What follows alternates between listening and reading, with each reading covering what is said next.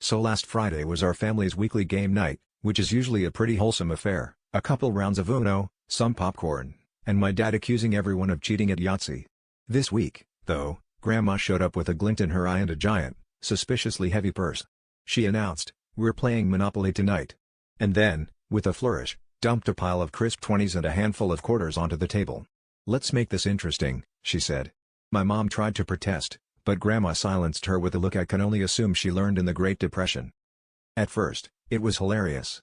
We were all giggling as we handed over actual cash for Baltic Avenue, and my little cousin tried to mortgage the family dog.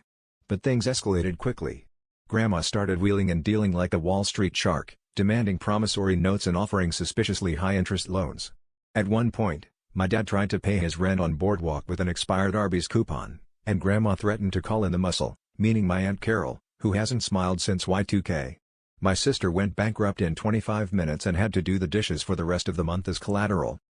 By hour 2, alliances had formed, tears had been shed, and the Monopoly money had been completely replaced with actual bills, except for a Loan 5, which Grandma kept for sentimental reasons. I had somehow acquired 3 hotels, 2 railroads, and a burning desire to set fire to the thimble. Meanwhile, Grandma had amassed enough cash to make a down payment on an actual house, and she was starting to eye the family dog with suspicious intent again. The neighbors called to complain about the shouting, but when they learned real money was involved, they tried to join in.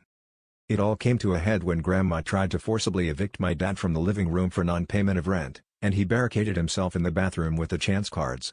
In the ensuing chaos, I ended up owning 3 hotels, 2 railroads, and a restraining order from Grandma.